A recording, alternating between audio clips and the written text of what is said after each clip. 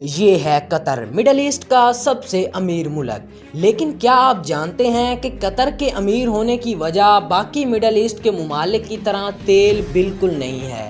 ہاں، آپ نے بالکل صحیح سنا، یہ نہ تیل ہے، نہ سونا اور نہ ہی کوئی اور منرل۔ سوچئے ذرا، اس کا ہمسایہ ملک سعودی عربیہ اس سے رقبے کے لحاظ میں اور آبادی کے لحاظ میں بہت بڑا ہے۔ اس کے پاس تیل کے بڑے بڑے ذخائر ہیں، لیکن G D P per capita میں قطر کے مقابلے میں بہت ہی پیچھے ہے۔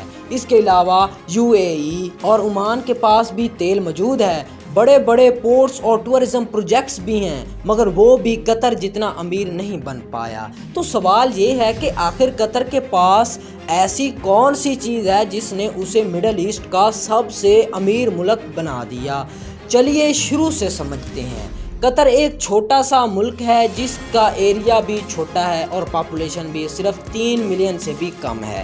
سب سے انٹرسٹنگ بات یہ ہے کہ قطر کی ٹوٹل پاپولیشن میں سے 80 to 90% لوگ اصل میں مائیگریٹس ہیں، جو پاکستان، انڈیا، نیپال، بنگلہ دیش اور دوسرے ملکوں سے کام کرنے کے لیے آتے ہیں۔ جو اصلی قطریز یعنی کہ لوکل ہیں، ان کی تعداد تو بہت ہی کم ہے، اور زیادہ تر لوگ یعنی 80% لوگ اس کے دارالحکومت دوحہ میں رہتے ہیں۔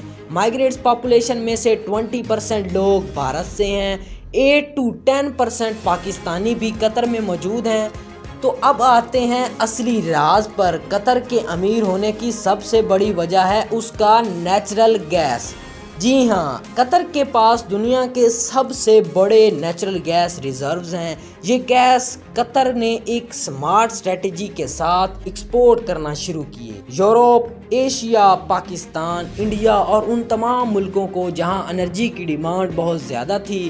اسی وجہ سے آج قطر کا G D P per capita $82,000 سے بھی زیادہ ہے، جو اسے دنیا کا سب سے امیر ملک بناتے ہیں۔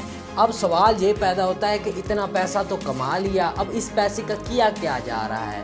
تو سنیے، قطر نے اپنے گیس اور تیل سے کمائے گئے پیسوں کو اپنے انفراسٹرکچر اور اکانومی کو ڈیولپ کرنے میں لگایا۔ دوحہ کا modern sky line, futuristic metro system اور لگژری شاپنگ مالز اسی انویسٹمنٹ کا نتیجہ ہیں۔ صرف یہی نہیں، قطر نے اسپورٹس اور ٹورزم پر بھی فوکس کیا۔ 2022 کا فیفا ورلڈ کپ، نئے اسٹیڈیمز اور ٹورسٹ فیسلٹیز کا بڑے پروجیکٹس قطر کی اسٹریٹجی کا حصہ ہیں۔